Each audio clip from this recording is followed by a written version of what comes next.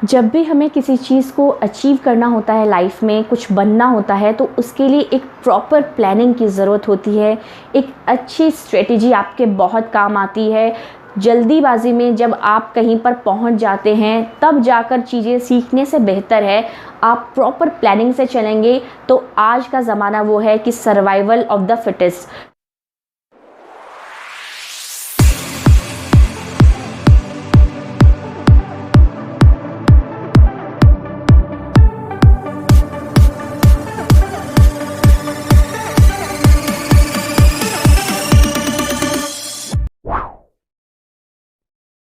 जो भी जर्नलिज़्म के स्टूडेंट्स हैं जिन्होंने तय कर लिया है कि हमें जर्नलिज़्म की दुनिया में ही जाना है, हमें जर्नलिस्ट बनना है, उन लोगों के लिए मैं ये सीरीज़ लाई हूँ, जिस सीरीज़ में मैं आपको बताऊंगी कि अभी अगर कोई वैकेंसी नहीं निकली है और निकलने वाली है, आप आए दिन देखते रहते हैं कि कोई वैकेंसी निकली क्या, तब उस चीज़ के लिए आप जल्दीबाजी में या हबड़ा तबड़ी में, जैसे लोगों ने कोरोना वायरस को हटाने के लिए 3-4 दिनों में अपना इम्यून सिस्टम ठीक करना चाहा था, उस तरीके से अगर आप अपनी तैयारी करेंगे तो आप कुछ अचीव नहीं कर पाएंगे।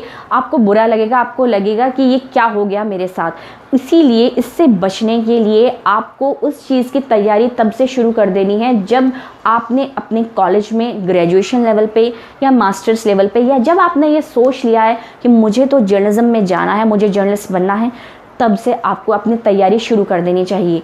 तो उस तैयारी में क्या क्या चीज़ें होंगी वो मैं इस सीरीज़ में बात करूँगी। मैं एक एक पोस्ट को लेकर, जिस पोस्ट जो वैकेंसीज़ निकलती हैं उनके रिटन एग्ज़ाम में क्या आएगा, उनके इंटरव्यू में क्या पूछा जाता है, और फिर जो ऑडिशन, अगर एंकर की पोस्ट है तो ऑडिशन में आपको कैसे प्रिपेयर होके जाना है। क्योंकि अगर वैकेंसी निकली और आपके पास टाइम है कि अगले हफ्ते आपका एग्ज़ाम है रिटन, या आपका अगले हफ्ते या 15 दिन बाद आपका इंटरव्यू है, और आपने फटाफट किताबें छांटना शुरू किया, वो बात नहीं बनेगी। आप वो कॉन्फिडेंस और वो जो चीज़ है जो आपको वहाँ जिस तरीके से प्रेजेंट होना है वो नहीं बनेगी। उसके लिए आपको एक प्रॉपर प्लानिंग बहुत पहले से, जब से आपने एडमिशन लिया है, अगर वैसे चलेंगे तो आपकी हर समय 60 या 70% तैयारी पूरी रहेगी। फिर जिस वैकेंसी के लिए आप अप्लाई कर रहे हैं उसके लिए आप और 30% तैयार कर सकते हैं। जर्नलिस्ट बनने के लिए सबसे पहले जो हैबिट्स आपको अपने अंदर डालनी पड़ेंगी उनमें से नंबर 1 पर है कि आप रोज़ न्यूज़पेपर पढ़िए। न्यूज़पेपर में जितनी डिटेल डिस्क्रिप्शन में किसी न्यूज़ को फॉलो किया जाता है उतना न्यूज़ चैनल में नहीं किया जाता। तो आप रोज़ एक न्यूज़पेपर पढ़िए, जो भी भाषा में आप कंफर्टेबल हो।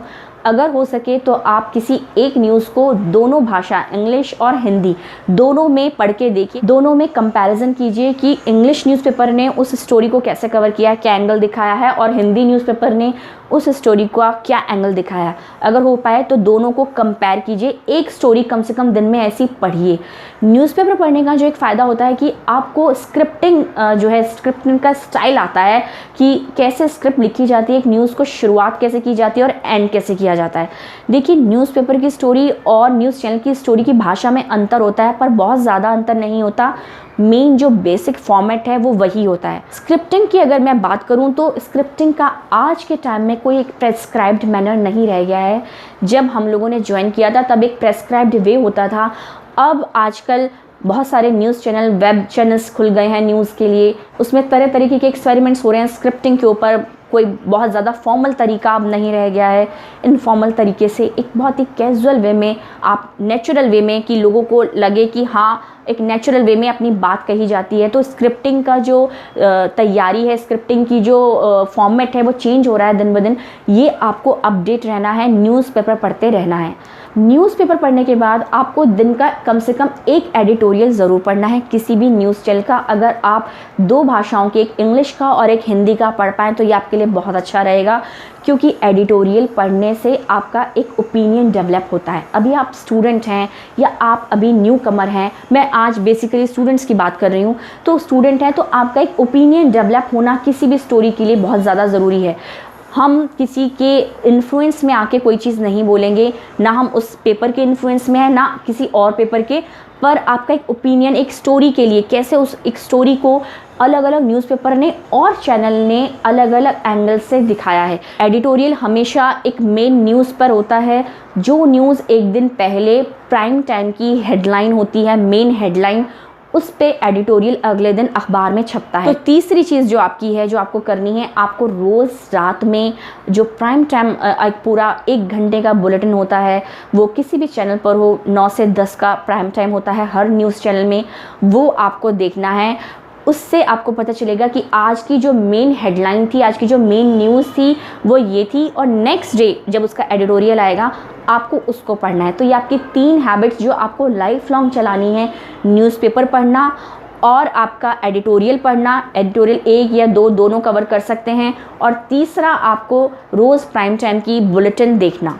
ये हो गई जो आपका लाइफ लॉन्ग चलेंगी, आपको अपनी आदत में शुमार कर लेना है इन तीनों को। इससे क्या होगा कि एक तो आपको एक स्क्रिप्टिंग की नॉलेज होगी, आपको स्क्रिप्ट लिखना आएगा जो बहुत ज़रूरी है एक जर्नलिस्ट के लिए, जॉब लेने के लिए, क्योंकि हमेशा इंटरव्यू में तुरंत आपसे स्क्रिप्ट लिखवाई जाती है, उसके बारे में मैं आगे बात करूँगी।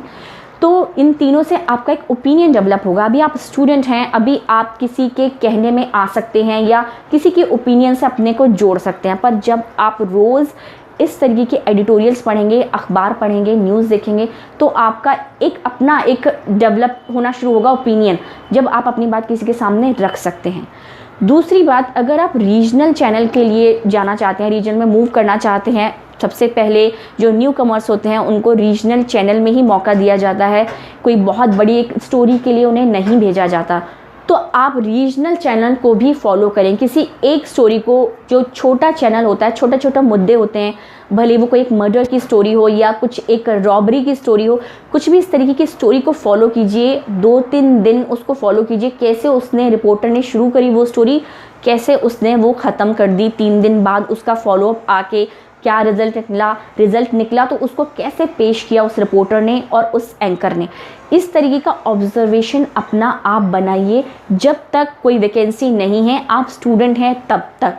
इस तरीके से ये होगा कि आप जब भी किसी एग्ज़ाम देने जाएंगे, आप कोई इंटरव्यू देने जाएंगे, आपका 60% 70% तैयार होगा सिलेबस। क्यों? क्योंकि जर्नलिज्म क्या कोई प्रेस्क्राइब्ड एक सिलेबस नहीं है, जर्नलिज्म सारी चीज़ों को इंक्लूड करता है। तो ज़्यादातर उसमें करंट अफेयर्स पे बात होती है। जब आप रोज़ न्यूज़पेपर पढ़ेंगे, आप रोज़ अखबार पढ़ेंगे, एडिटोरियल उसका पढ़ेंगे, आप हमेशा करंट अफेयर्स से जुड़े रहेंगे। आपको कोई नई चीज़ जाननी ज़रूरी नहीं होगी कि जब एग्ज़ाम की डेट आ गई और आप फटाफट कोई चीज़ करंट अफेयर की बुक खरीद के ला रहे हैं और पढ़ रहे हैं, ऐसा आपको ज़रूरत नहीं पड़ेगी। आप हमेशा रेडी रहेंगे और इससे आप में कॉन्फिडेंस आएगा। तो ये हो गई घर बैठकर जो एक नॉर्मल जर्नलिज्म की दुनिया में उतरने से पहले आपको जो प्रिपरेशन करनी है वो। इन चीज़ों को अपनी आदत में उतारने के बाद आप ये डिसाइड कीजिए, जब आप स्टूडेंट हैं, कि आपको जाना कहाँ है, आपको करना क्या है। आपको रिपोर्टर बनना है, आपको एंकर बनना है, आपको प्रोडक्शन में जाना है, आपको कैमरा चलाना अच्छा लगता है, आपको कैमरामैन बनना है, या आप एक behind the camera as a assignment coordinator या इस तरीके का जॉब करना चाहते हैं। इस तरीके से अपनी सोच को बनाइए। आप पहले डिसाइड कीजिए कि नहीं, मुझे बोलना बहुत अच्छा आता है, मैं रिपोर्टिंग कर सकती हूँ, मैं रिपोर्टर बन सकता हूँ। आप उस तरीके से अपना ऑब्जर्वेशन कीजिए। मैं आगे आने वाली सीरीज़ में एक एक पोस्ट को इसीलिए बोलूँगी कि जो लोग एंकर बनना चाहते हैं, जो रिपोर्टर बनना चाहते हैं, वो कैसे अपने आप को प्रिपेयर करें कि जब वो एग्ज़ाम में और इंटरव्यू में जाएं और बैठें तो पूरे कॉन्फिडेंस में हों और वो दिखें कि हाँ, ये एंकरिंग मटेरियल है, इसको हम अपने स्क्रीन पर पेश कर सकते हैं। हाँ, ये जो मेरे सामने स्टूडेंट बैठा है ये फ्रेश ज़रूर है, पर ये फ्रेश लग नहीं रहा है क्योंकि इसका कॉन्फिडेंस लेवल और इसकी जो नॉलेज है वो बहुत वास्ट है। तो इस तरीके से आपको प्रिपेयर करना है कि आप वहाँ जाएं तो आप ब्लैंक ना लगें, आप हमेशा रेडी लगें। तो आगे आने वाली सीरीज़ में मैं एक एक पोस्ट के बारे में डिस्कस करूँगी, बहुत इंपॉर्टेंट होने वाली है ये सीरीज़ आपके लिए। तो मिलते हैं आपसे नेक्स्ट वीडियो में, तब तक के लिए goodbye and take care.